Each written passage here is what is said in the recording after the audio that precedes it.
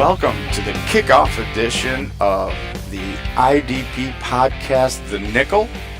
I am your host, Walton Spurlin, and a proud newcomer to the Pro Football Focus family, and very excited to be doing this podcast, mainly because of my co-host, who is one of the brightest minds in all of IDP in my book, and someone who I've admired for years, read his work for years, listened to the Nickel podcast with him for years. So it's my pleasure to introduce the esteemed Mr. Ross Myles.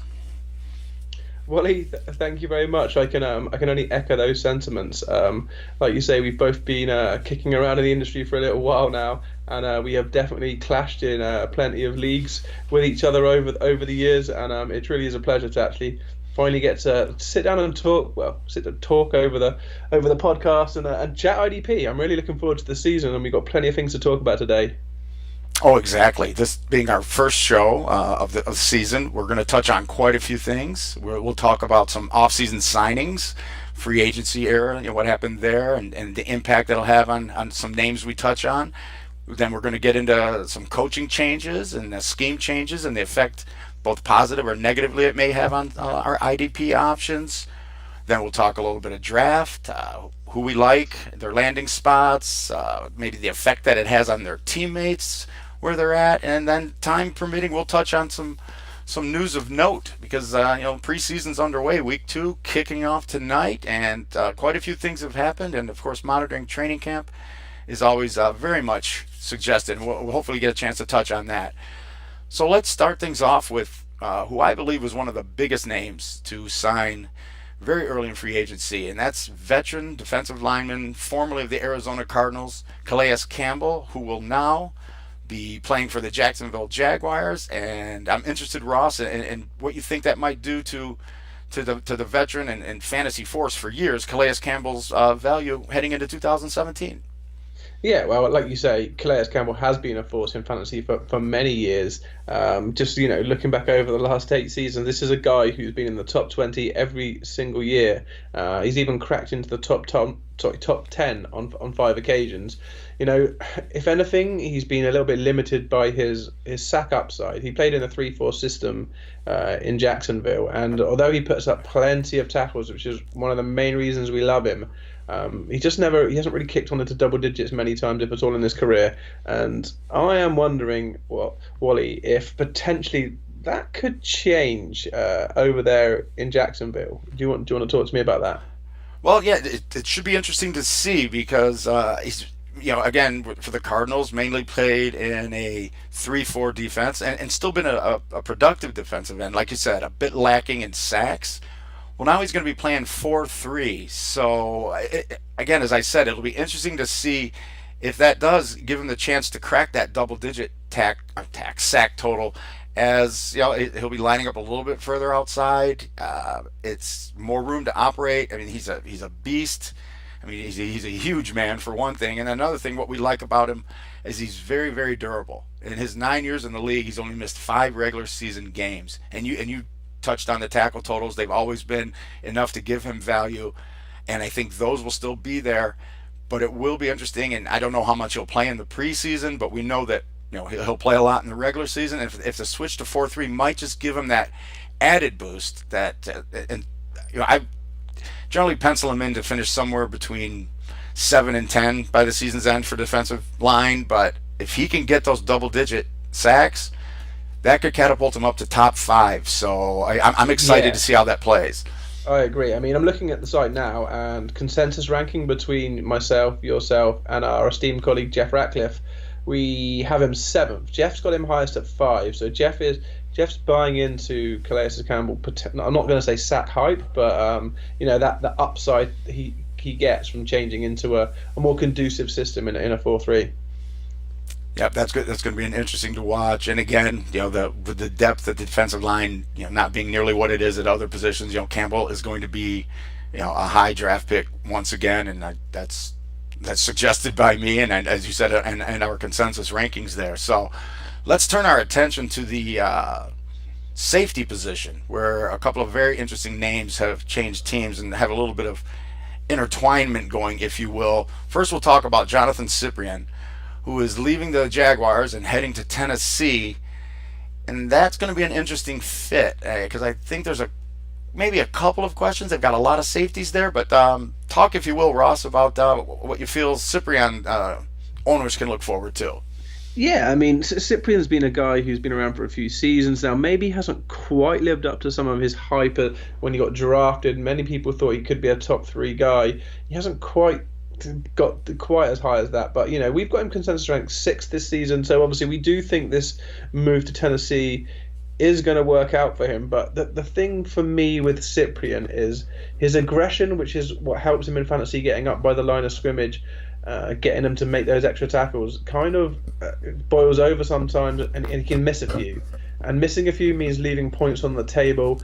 And while that hurts us in fantasy, it also hurts the player himself. You do that too much, you can find yourself out the starting lineup. And yeah, it's not quite as straightforward for Cyprien as he would possibly like, sliding straight in. There maybe some other people pecking at his heels. Exactly, yeah. They've got the Norris Cersei still there. Bayard, I believe, is the youngster they're looking forward to.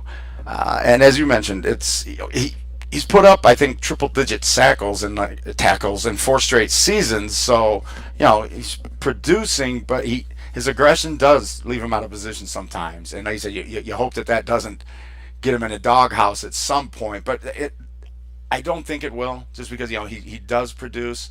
I can also see Tennessee using him in a linebacker position quite a few times, so that he's on the field with Cersei and things along those lines. So that's going to help his tackle numbers. He's never been a huge big play guy, so it's, I don't know if that's because of the aggressiveness that he's missing the chance for that. But he's going to be very interesting to keep an eye on. And I think they'll find a way to keep him on the field, as long as, again, like you mentioned, his over aggressiveness sometimes doesn't, again, hurt the team to the point where they can't have him on the field. But I don't really see that happening. Yeah, I mean, you raise a great point talking about potential use at linebacker in that scheme there at in Tennessee. Because if he does so, I mean, that is a massive shot in the arm for his fantasy value. I mean, we can talk about defensive backs in the last few seasons that have seen that kind of usage in Dion Buchanan and Mark Barron, both who now get classified as linebackers now and actually have made like a full-time switch. So if Cyprien does stay designated as a defensive back in your fantasy host site, and he does start seeing snaps at linebacker, he could well crack the top 3. Exactly. I think that's definitely a possibility. And so that brings us to the man who really, for all intent and purposes, is gone from the Dallas Cowboys to the Jacksonville Jaguars, and that's Barry Church. So talk to us, Ross, about Church pretty much stepping in to replace the departed Cyprien. Yeah, and it really does feel like he is stepping straight in. It very much looks like, to me, a like-for-like swap there, bringing Church in. He's a similar player to Cyprien in the fact he likes to get his nose dirty and get up in the box and sort of make a few hits on the running back and on wide receivers going over the middle. So in that sense, again, I don't see his value in fantasy changing dramatically either. Consensus ranks 7 for us on the website. I've got him 6, you've got him 7. So again, although he has changed teams, for me, his value stays pretty consistent to what we've seen before. Yeah, and it is one of those things where I believe in your pre-show notes, you said it's a like for like, and I agree. I think, as I mentioned when talking about Cyprien, he said triple-digit tackles 4 years in a row, and as long as Barry Church can stay healthy, which has kind of been an issue for him, it was more so early in his career, but he has missed some time, but if he can stay on the field, I don't see there's any reason why triple-digit tackles are going to be in his future as well. So, and on the flip side of that, I think there's a player you think that benefits from Church leaving the Cowboys. Yeah, indeed. I mean, sometimes it's good to talk about the top names here. Church and Cyprien, guys who we think confidently will make DB1s this season.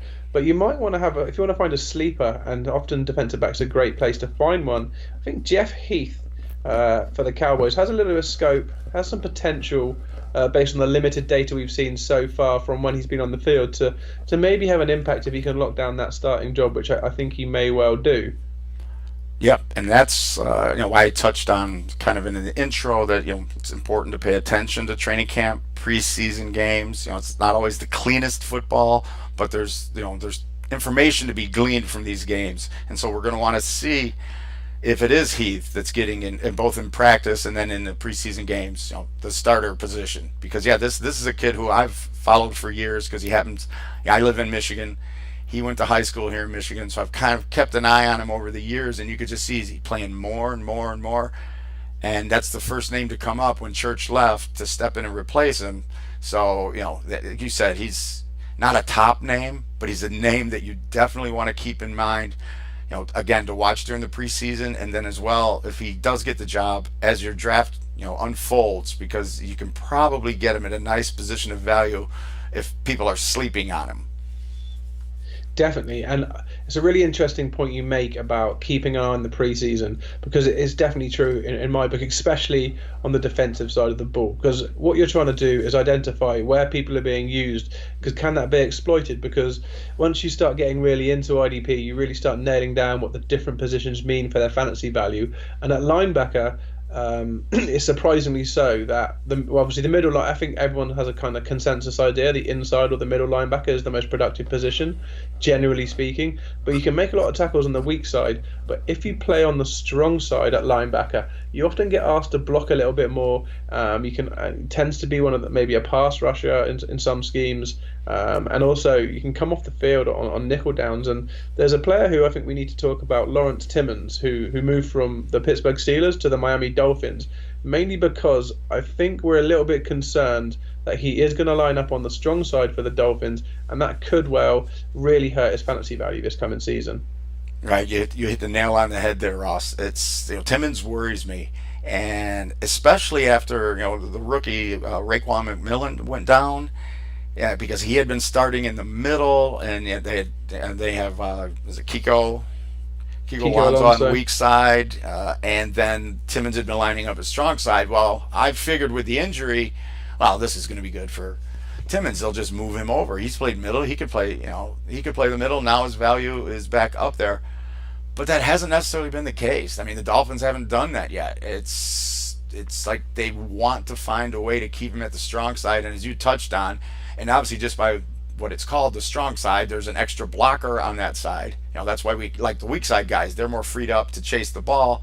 Strong side, more traffic, more guys to get through. Again, like you said, certain schemes he might be asked to pass rush. But it's just a little disheartening, and maybe it's because he's 31 years old now that maybe they see they see Timmons, maybe he's not a 3-down player. So again, let's watch the preseason. We're probably going to say this a lot tonight, but it's important, and there's games, starting. Well, we're recording this on Thursday, but there's games starting tonight. So just keep an eye or just check in on the NFL Network to see what's going on with those. But yeah, it's going to be important to find out where Timmons is lining up. And again, when we talk about Timmons, it also brings us to a player on his former team that really has a chance to benefit from Timmons leaving town. And why don't you go ahead and touch on that player a little bit, Ross? Yeah, Vince Williams is definitely the guy to key on there in Pittsburgh. He has been the one who picked up some of the slack last season, and as far as we can tell from all the news coming out of Pittsburgh, Vince Williams is the man who's going to step in on the inside and play again alongside Ryan Shazier. So Pittsburgh has long been a place where linebackers can be plenty productive. So Vince Williams is a guy you don't want to sleep on. I'm just going to have a quick look where we've got him ranked.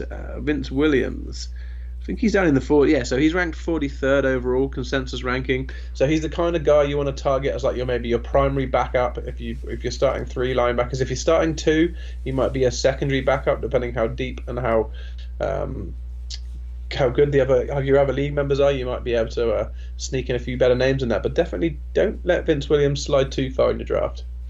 Right, you pretty much touched on everything I would have to say. He did look good. The defense didn't really miss a beat last year when he stepped in. It was some games that Timmons missed, and we also know that Shazier's been known to miss a game or two. So, and Williams can really play any of the interior linebacker positions, and again help the team and help fantasy owners. So we'll keep an eye on him on draft day. Like you said, that's a name where a lot of people may not be real familiar with it, and if they, hopefully they listen to us, and they will be. But yeah, the savvy IDP owner, keep it, keep that name on your draft list, and if you can get a hold of him again, a position of value, which I think you can, you might just have a steal of the draft.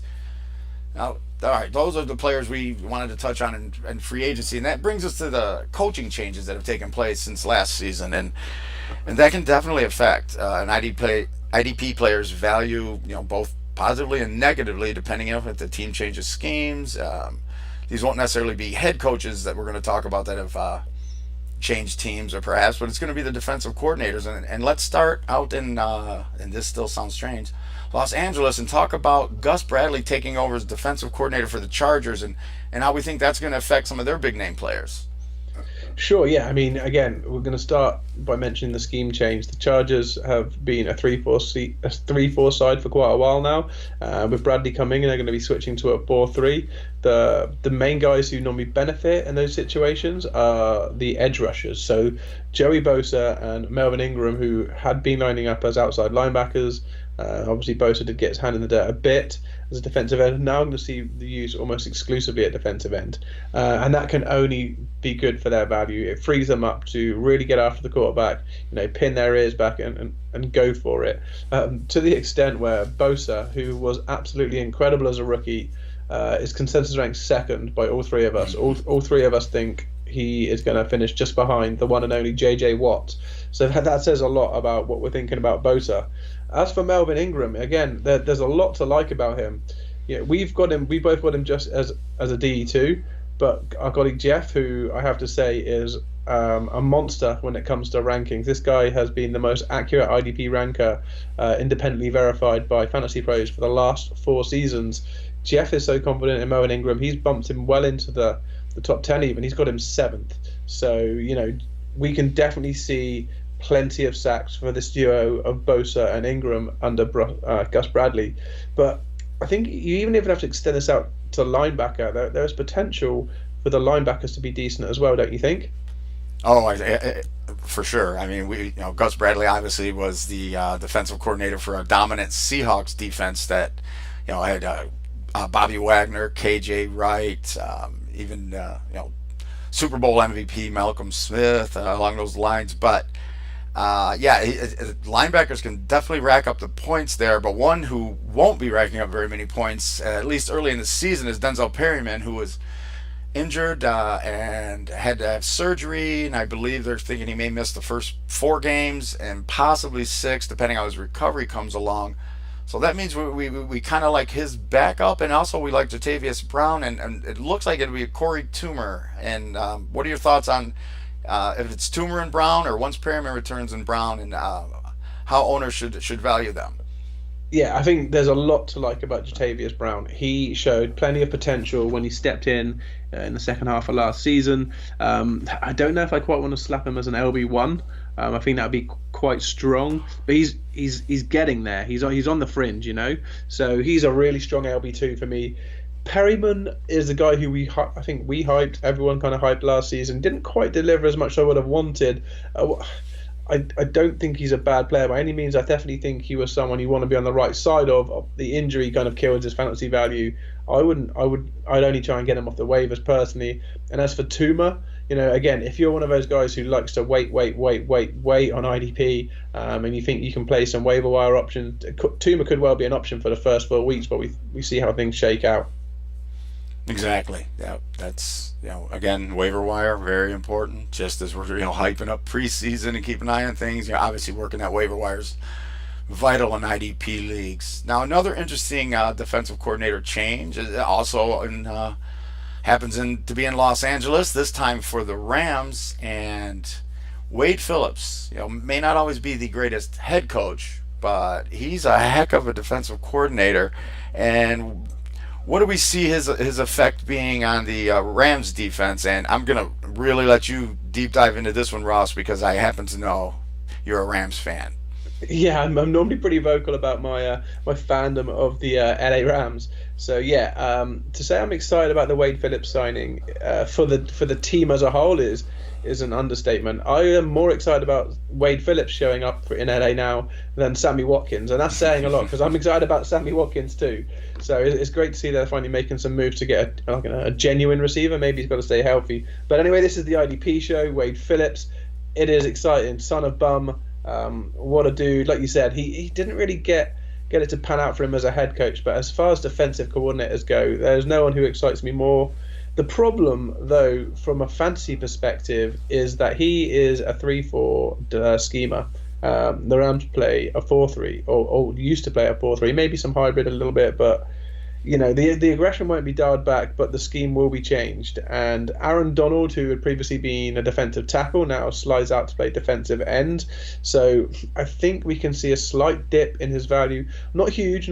I mean, if you want to go back and search on the site Pro Football Focus, Sam Monson did an absolutely incredible piece just after we signed Wayne Phillips, looking specifically at how he thought this would affect Aaron Donald's usage on the field, and it's a really good deep dive into the schematics of how Wade uses players on that line compared to what was being used in then St. Louis. So I think you should definitely go and have a read of that article, whether you're a fan of fantasy or not. It's a great read, and you'll really get an insight into exactly why Aaron Donald shouldn't see too much of a dip in his value, although probably more concerningly than the scheme change, his contract holdout definitely seems to be heating up. There was news breaking today, it seemed, that it could go into the actual season. That does sound like the same old talk we always hear. He does seem like a good kid. I hope he gets resolved, but honestly, he is one of the best players in the NFL. The kid deserves to get paid. So you have a short-term lifespan in the NFL.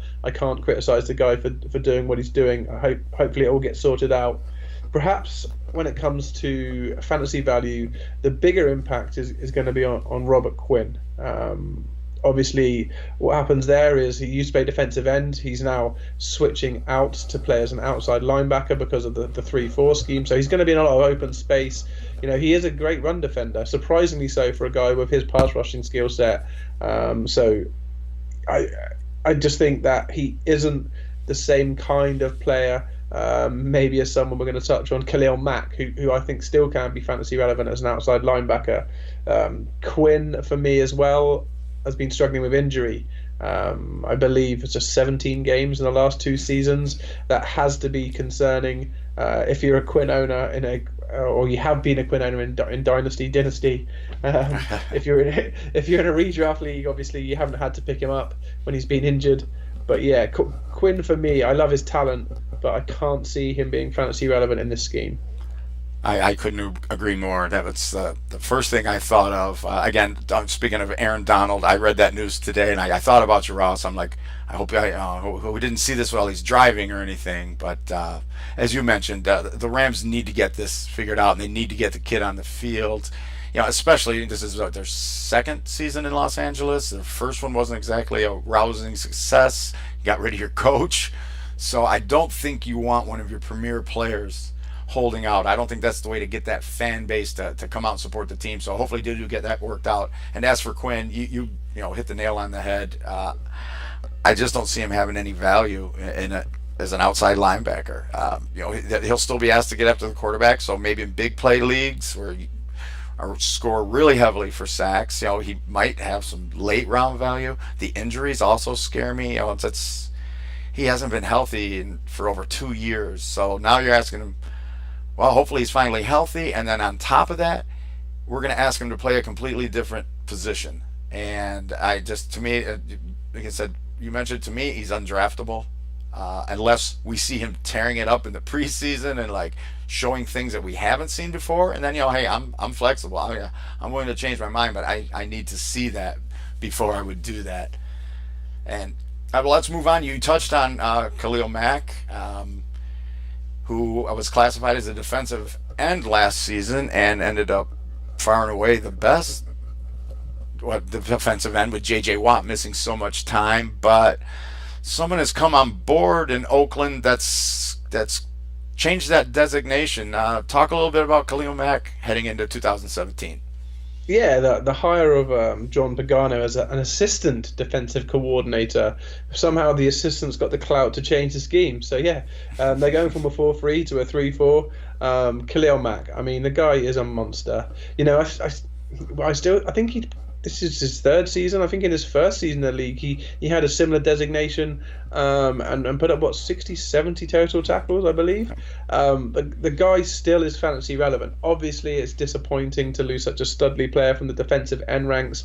You know, we touched on it that when we talked about Campbell, how thin it really is at the top. So losing another guy, as well as Quinn, isn't good. But I still think this guy is a back end LB2.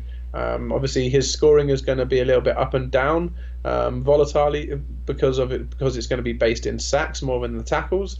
But you know, this is a guy who is an impact player who is phenomenal on the field. I still think you can draft him if you're a Raiders fan. Oh yeah, it's like you said, he's a beast. We hate losing him from the defensive end rankings. That's, you know, again, a thin position, but I'm a big fan of the old saying, water finds its level, and Khalil Mack is just a really good football player. So he's going to put up good numbers. You know, he's definitely, I think, you know, if you say high-end LB2, and he could even end up with LB1 numbers if he has a season like he did a year ago. But, you know, his usage is going to be a little different, so, you know, we got to keep that in mind. But, you know, he's still a top linebacker. Yeah, I mean, we've seen Von Miller and Justin Houston both have pretty explosive seasons, fantasy-wise, in the right scoring systems as outside linebackers. It isn't outside the realm of possibility. Exactly. And let's head to Buffalo, where Leslie Frazier is taking over as defensive coordinator, and that could be good news for a couple of players. Yeah, definitely. I mean, I think Leslie Frazier's a great coach. I think he got a bit of a raw deal in Minnesota. I thought he did a really nice job of helping build that defense, and I guess that's what they're hoping he's going to do in Buffalo too. So again, you know, we're highlighting this because it's a switch to a 4-3 front. They're switching away from the old 3-4 system to a 4-3. So we're highlighting defensive ends. And the name we really want to put a circle around it is Jerry Hughes. He has had a couple of up and down fantasy seasons, but essentially to me, he's a good player who doesn't get much big name recognition. He's not a media player, and therefore you can sneak him into your fantasy team at a bit of a discount. Looking at our rankings at the minute, he ranks consensus 17th. We've both got him 15th. Jeff has him 17. He's just slid down a little bit because of that. But to me, that's kind of a perfect spot for him, just outside, you know, those top name guys, the DE1s. I think Jerry Hughes chucking in the friendly Buffalo home stat crew could be a bit of a sneaky dark horse, a guy you should definitely, you know, highlight come draft day. Right, and you touched on it. He's not a flashy name or, you know, a real exciting name, you know. But as IDP owners, we get what the designation. You know, well, I say owners, players for years, myself and you, Ross, and we understand now. Back at defensive end, that really shoots his value up. And you know, so if people aren't paying attention and didn't see, you know, that designation change, or aren't listening to us, and I don't know why they wouldn't, but yeah, again, he's a position we can get at, again, one of my favorite sayings, at a position of value, and be a sneaky good weekly starter for us, you know, that again, you get because he slides down the draft. Yeah, I mean, I think we're very confident he can score, you know, defensive lineman 2 numbers, and he's a guy who will be passed over by many people, allowing you to keep smacking in those offensive picks, grabbing those kind of high upside, you know, wide receiver 3s, wide receiver 4s, or maybe some of your 0 RB candidates on draft day, because, you know, everyone else at that point of an IDP draft tends to be really hammering into their defensive players. They find it hard and a run gets going and they won't stop picking defensive players. That's great for you. Keep on picking offense and just take a Jerry Hughes and a Jeff Heath a little bit later. There it is. We're handing out draft day gold already. And the final defensive coordinator change I wanted to touch on is an interesting one, and that's Greg Williams. Yes, he Bounty Gate, which you know, and Ross is familiar with Greg. He is now the defensive coordinator for the Cleveland Browns. Who, if anyone, benefits from that? Well, if you're a defender, you benefit from Greg Williams in fantasy just because the guy just can't stop blitzing. Doesn't matter where you line up on the field. Hey, cornerbacks blitz, safeties blitz. If you go back through the numbers, if you have the right PFF subscriptions, you can see the blitzing data for defensive backs. And if you're in a Greg Williams scheme, you have create like 50. You can have 50 plus blitzes from strong safety in a season with this guy. Most strong safeties around the league will be happy to see 5 to 10 blitzes in a season. So you're getting 10 times as many chances to record a big sack for your fantasy total in that week. We've seen some pretty good sack totals out of these safeties. Barron obviously had a really unique role in Greg's system. And I think we're going to see the rookie Jabril Peppers, who's hopefully going to start. I think he could be quite exciting this season. There's been talk about him being a work in progress, but there's also been talk about how Ibrahim Campbell I think he's recovering from a concussion, which has given Peppers the chance to get on the field and practice with the ones. So for me, he is one of he might be the main guy to focus on because of Greg Williams. And I'm going to say that, don't call me crazy because I believe I'm ignoring the number 1 pick overall in the draft on that same defense, am I not? Defensive end Myles Garrett, who I think also will benefit. Probably not as much as Peppers, and I liked what you touched on with Peppers. And that guy's a jack of all trades. At Michigan, he lined up at linebacker probably more than he did at safety. I mean, he's not great in coverage, but he can hold up, when asked to and things like that. But Michigan bought him on the blitz a lot, and I think that's one of the reasons why they drafted him. I think Greg Williams saw something there. This is a guy I can use, and I can use all over the place, and and that also kind of plays into why I think it can also benefit Garrett is that it's tough to block against all those blitzing players. You can't just decide, well, you know what, we're going to go ahead and double team Garrett. He's a number 1 pick. He's their best pass rusher. Let's just shut him down.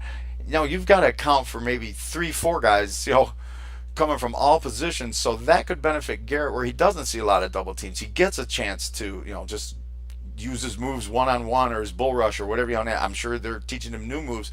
So I think that does benefit him. He's got Emmanuel Ogbah probably lining up, opposite him, another good young up and coming pass rusher. He's going to have to be contended with. And again, like we've touched on, and with Williams, it's all about the blitz. And I think that could end up benefiting Garrett because and Jamie Collins. Let's not forget about him, the linebacker. That's also a very an aggressive player with now an aggressive defensive coordinator. They're going to find ways to get him after the quarterback. He's made a lot of big plays for the Patriots. Unfortunately, the Patriot way isn't always going to be you're going to get paid, so we're going to move you, and that was much to the Browns' benefit. Like you said, I think most defenders from this team benefit from Greg Williams being there.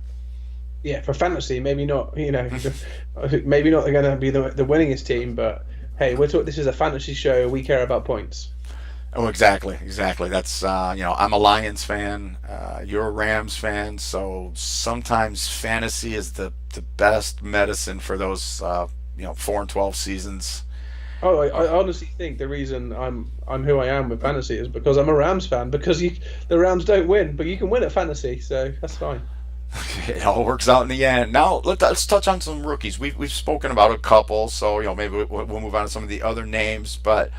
Let me toss it out to you. Who's one of your favorite rookie linebackers heading into this season?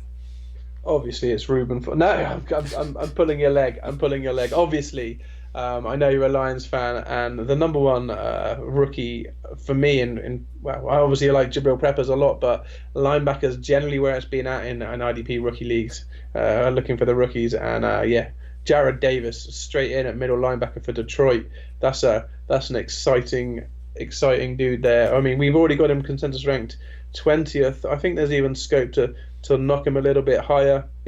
He's going to be playing every down. I feel rude just stealing all the talk about Jarrad Davis as my favourite because I'm sure he's your favourite too. So come on, take it away. I got to talk plenty of Ram stuff, so now you tell me about the Lions. All right, well, thank you for that. Yeah, I'm very excited about Jarrad Davis, and from the get-go, I love the fact that right after they drafted him, the Lions said, this is going to be our starting middle linebacker. He's going to wear the green dot. He's going to call the plays. And the training camp reports have been rave.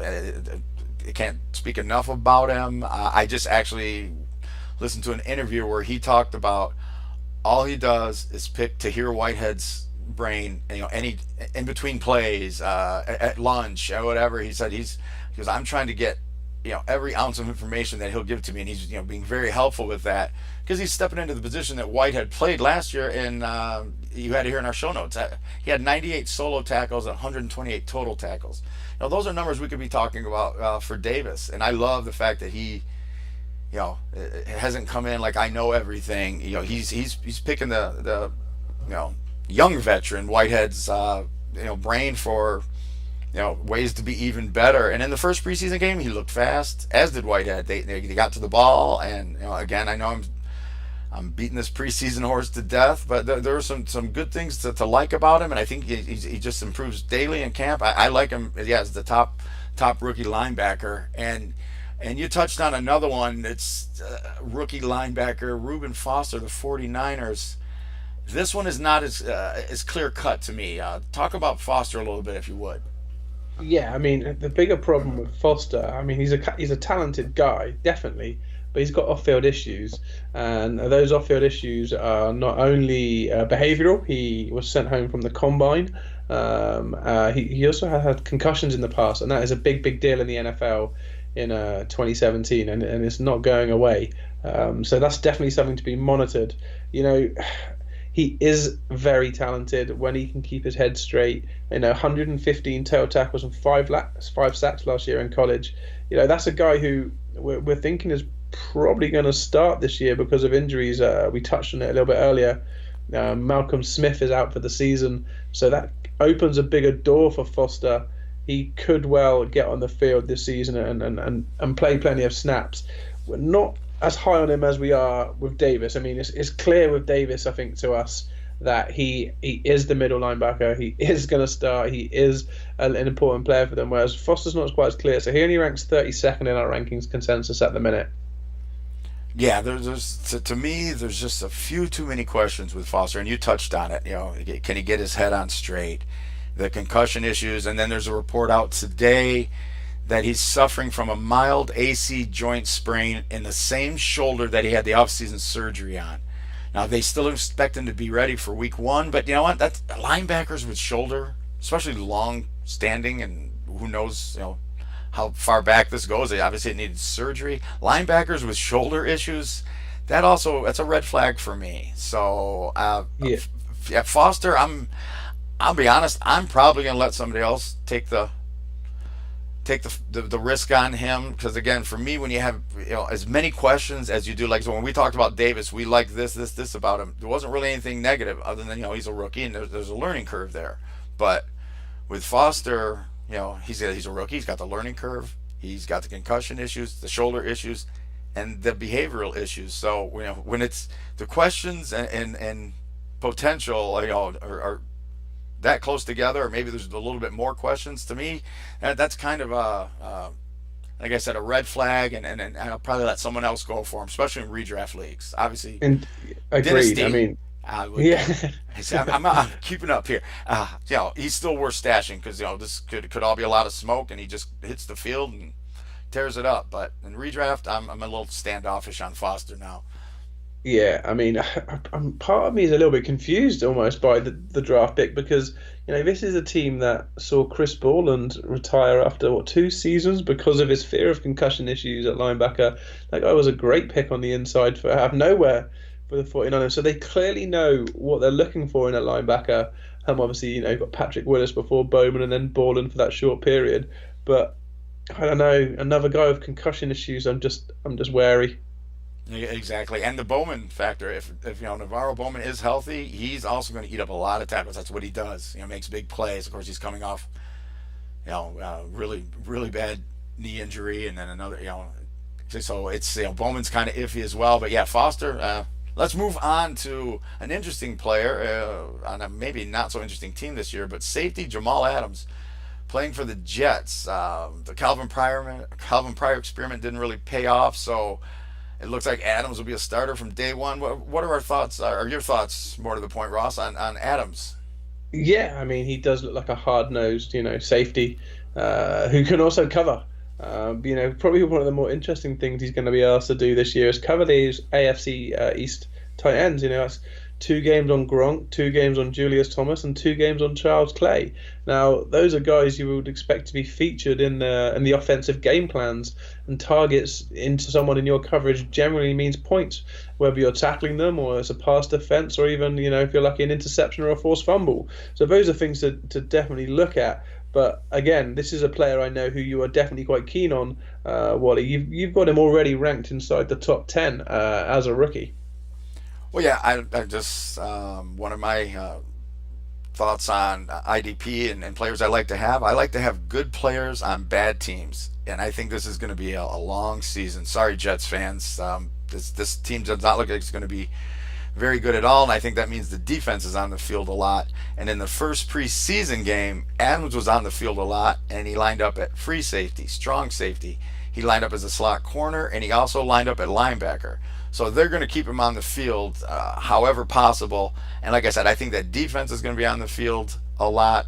I'm not sold on their linebacking core, so I think that he's going to have plenty of tackle opportunities. And again, we'll see, if he can keep up with those tight ends.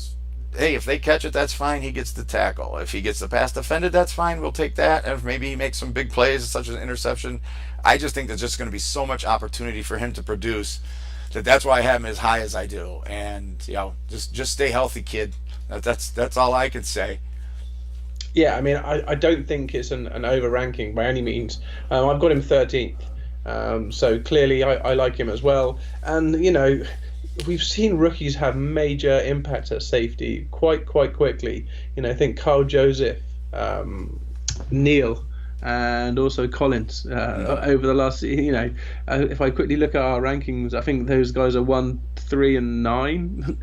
We've got Landon Collins is consensus rank 2, Keanu Neal's consensus rank 3, and Carl Joseph consensus rank 8 even. So we're not opposed to rookie safeties having a big fantasy impact from the get-go. Right, and well, we're down to within 5 minutes to go, so why don't we go ahead and touch on some news that people might have missed or haven't seen. And there's been a shift in how the linebackers are going to be used in Jacksonville from what we thought was going to happen heading into training camp. Touch on that for a minute. Yeah, I mean, we've just been talking about the rookies. So this is a sophomore, essentially, Myles Jack, highly touted rookie last year. Everyone was expecting him to sort of join Telvin Smith. Paul Pujlosny's been a very good fantasy pick. He's been a fantasy stalwart even at linebacker for many seasons. And we thought this was going to be the season when Puz kind of started to fade out and the new generation started to take over. Well, Smith's well established on the weak side, but it looks at the minute like Myles Jack is only going to play strong side. Puz is keeping his spot in the middle, and that isn't good if you're a Myles Jack owner in dynasty leagues. You were probably hoping that this was the season he was stepping up, because he wouldn't have come cheap. Right, and he did not look good in the first preseason game trying to play the middle. So obviously Jacksonville, like they talk about in baseball, they gave him the quick hook and decided to go, with the ageless wonder, Puzlosny, because Paz managed to stay healthy. Again, this is another guy who's battled through some injuries, so that's something we have to be concerned with. But we like him in the middle. He is getting up there, but more importantly, it's like what we talked about with Timmons. And unfortunately for Jack, it's the same thing. You're moving to the strong side. There's going to be more blockers. There's going to be less tackle opportunities. So that's something that, as you said, is not good for Jack owners. Obviously, they still like the kid, and they're finding a way to get him on the field. But from an IDP standpoint, we would really like to see him in the middle. And another linebacker who really hasn't benefited from the preseason and his playing time is Reggie Ragland in Buffalo. Talk a little bit about him, Ross, as we've got about 2 minutes to go. Yeah, Reggie Ragland. I mean, I think it's easy to fall into the trap. We all get hyped up about rookies. We buy into what we're hearing from all the different analysts. You never hear someone say, when you're looking at round 1 picks or round 2 picks, they're never projected as an immediate bust. Maybe unless it's a 4-2 wide receiver drafted by the Raiders. But Ragland's playing with the thirds. He missed his entire first season.